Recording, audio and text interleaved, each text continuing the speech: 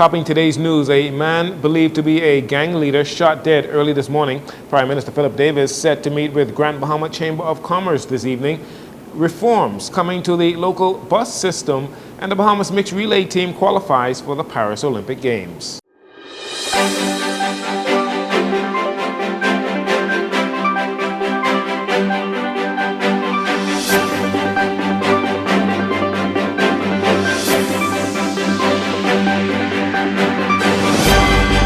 Good evening, Bahamas. I'm Jcn Saunders. This is your JCN Evening News. It's a pleasure to have you join us.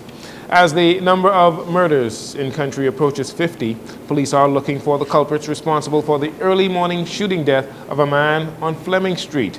Police say the victim, who was driving a black Acura TLX, pulled up to a residence on Fleming Street where he was ambushed. Police Press Liaison Officer Chief Superintendent Jcn Skippings shared the following details with members of the media.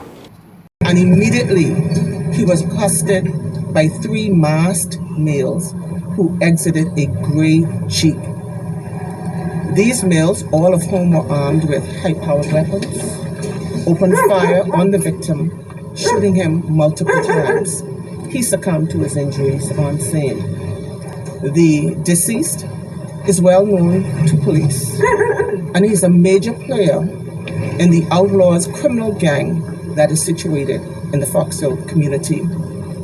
We make an appeal to members of the public who may have seen a Jeep leaving this particular area at a high rate of speed. We're asking you to reach out to us and provide us with any information that you have that can assist us in bringing this matter to a closure within a relatively short period of time. Chief Superintendent Skippings also shared a few details about the victim and is seeking help from the public.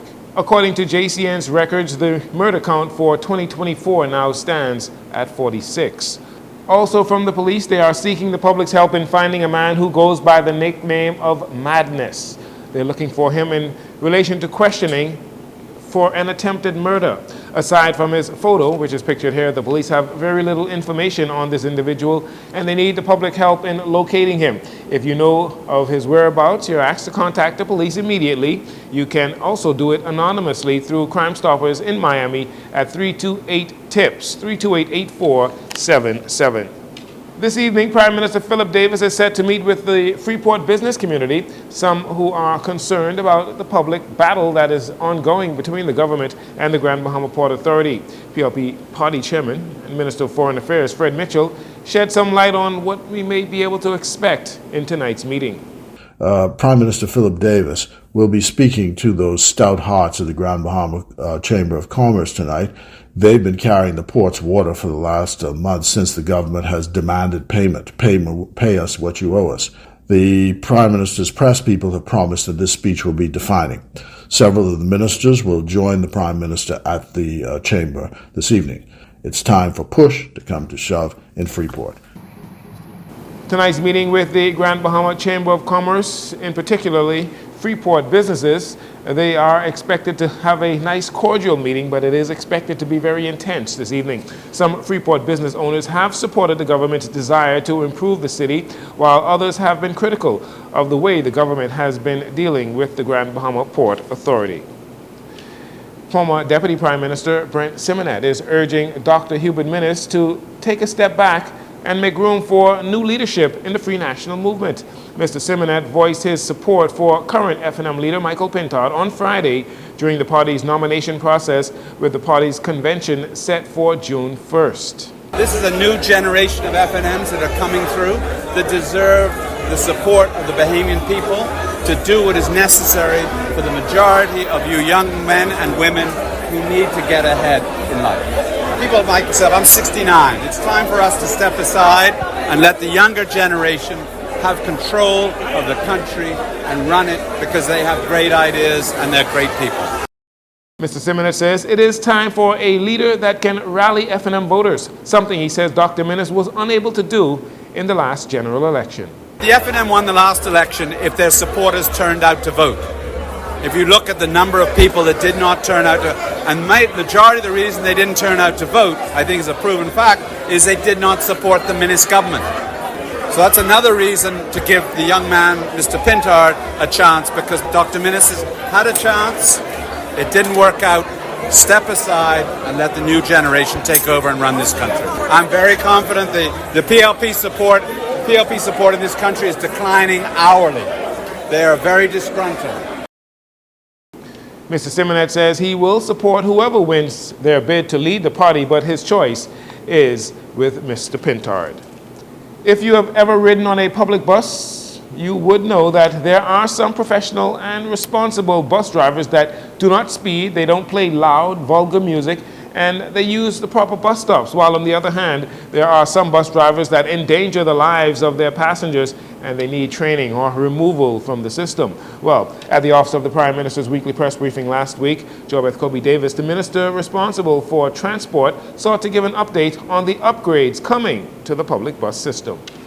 I would say we're kind of getting back, making headway with how we bring some reform to the sector. We had some consultants that were in this week assisting us through the IDB program, because it was originally an IDB program, and so we're now back with them, and they've assisted to do some interviews, some assessments. I think they were riding some of the bus and viewing where some of our bus stops are, and so we're looking at ways to bring a modern system and make sure that it's feasible for all, and that's what's a work in progress. Many people catch the bus in order to get to the Princess Margaret Hospital as well. Unfortunately, though, the main bus stop on East Street, where the post office once was, and it's now fenced off, forcing bus drivers to let passengers off onto the busy East Street. Minister Kobe Davis says she is working to correct this situation.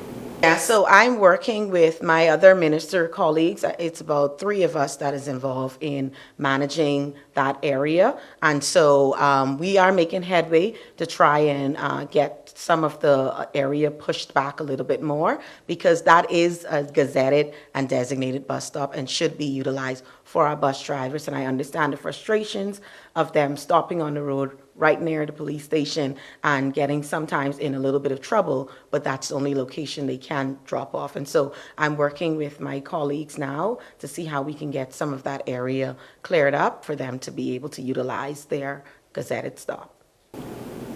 That was Minister of Transport JoBeth Kobe Davis.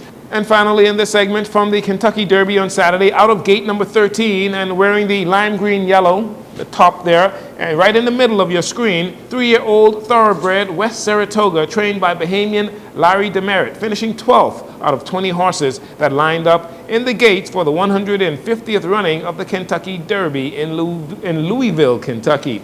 Demerit, 74 years old, a native of Eleuthera, became the first Bahamian horse trainer at the Kentucky Derby and only the second black trainer to participate in the event since 1951. In the end, a horse named Mystic Dan won by a nostril over Sierra Leone in the closest 3-horse finish in 77 years. We'll take a break here. We'll be right back after these commercials.